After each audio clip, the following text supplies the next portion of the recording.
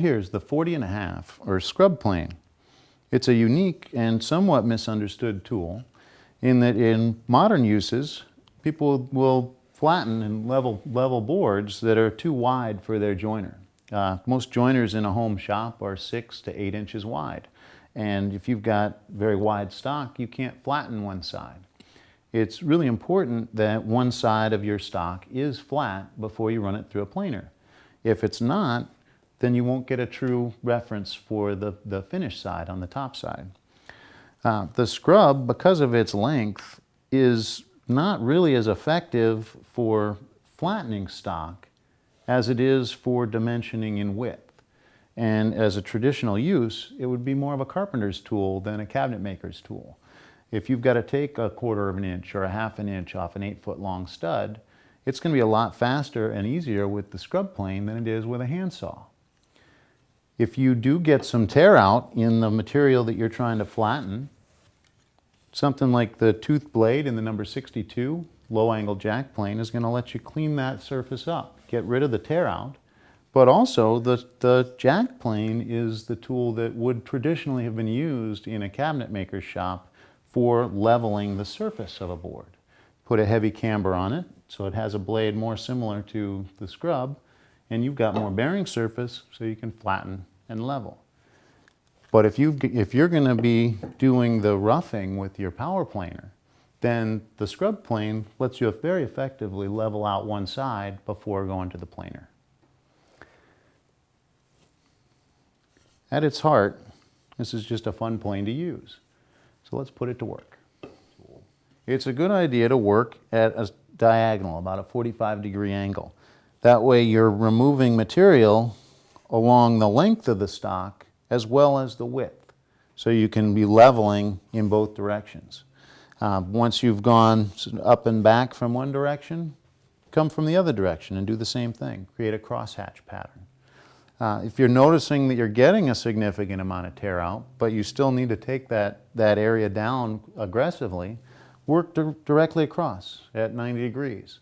And that'll let you not get as much tear out, because rather than getting in underneath the grain fibers, you're cutting across the grain fibers, so you don't get the same kind of engagement and tear out that you'd get. You can, if everything's going smoothly, you can go lengthways as well to make sure you're level in the length.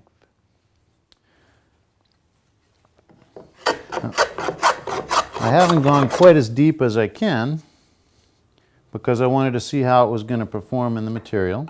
So I'm going to bring that blade down just a little bit deeper.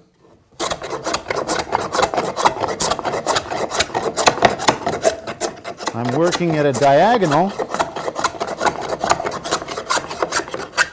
so that I spread out the removal in both the length and the width. I've gotten some areas of heavy tear out here. I may find that I want to go at a 90 degree across that area to not get quite as much tear out. Looks like I can go a little bit heavier.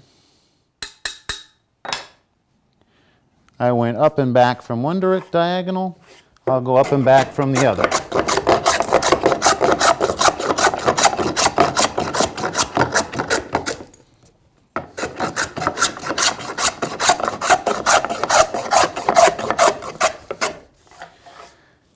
As soon as I'm getting a cut all the way through, that's about as flat as I can get the piece in with this particular plane. If I want to get a flatter surface, I need to switch to a larger plane like the jack.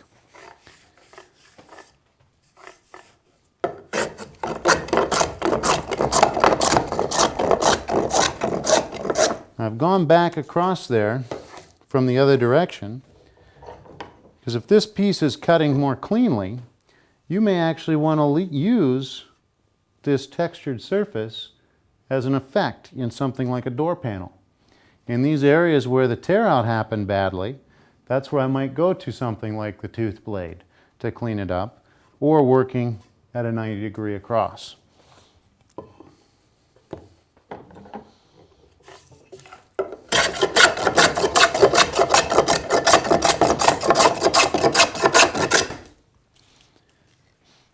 You may notice that along the edge here, there was some pretty heavy tear out.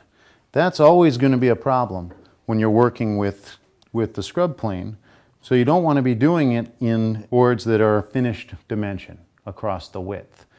If it's finished dimension in length, that's not as much of an issue. But across the width, you'll almost always have this tear out off the side. When you do have a finished side, something that's going to be run through the planer, or you're going to finish it off by hand, you can figure out the final dimension width-wise that you want, or thickness-wise that you want, by using a marking gauge. Set that to either the exact dimension you want to be, or the thinnest portion of the stock. Transfer that mark around the board, and if there's a significant amount of material, you may want to go to the scrub plane to bring this other side down to finish. Or you may just be running it through the power planer. We've talked about the more modern uses for the scrub plane. Let's look at the more traditional techniques. If you're trying to put on a piece of molding onto a wall or around a door, rarely is the wall going to be flat. There's usually some bumps and unevenness there. And so to get the molding to fit flush to the wall, the easiest thing to do is just place it up against the wall and then scribe a line that represents any unevenness that might be present on the wall itself. Once you've got that, come back with the plane and find the deepest area that you need to remove material. And starting there, work your way out, following along the lines. If you can do it, take one last cleanup pass through to establish the bottom line point. I think you'll find that because of the length of the plane, it's easy to get a much deeper cut than you might have thought, in that you can follow deeper contour points. If the plane was longer, then it would be referencing off more high spots on the length of the molding, and you wouldn't be able to get quite as deep.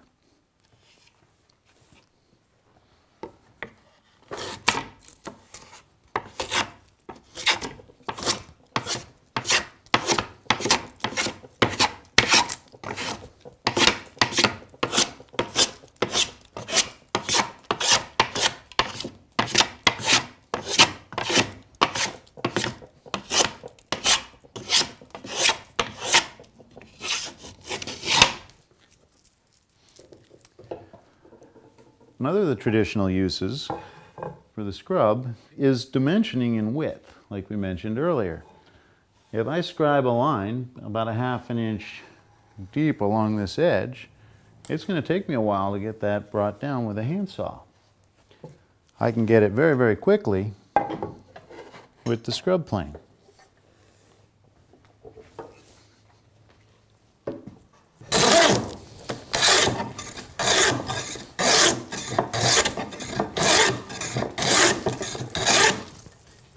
Remember, as you're working this down, it's not going to be a finished surface when you're finished. You'll go back over this with another plane, like a jack plane.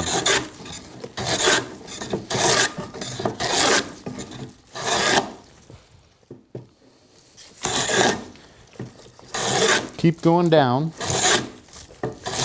till you get just short of the line.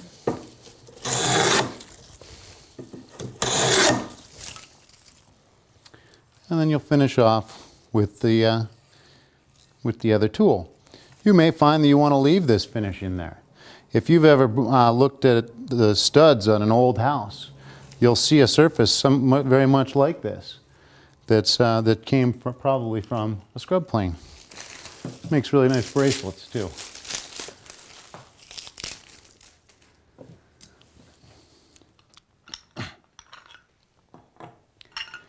The curved blade on the scrub can make sharpening this tool seem a little bit intimidating.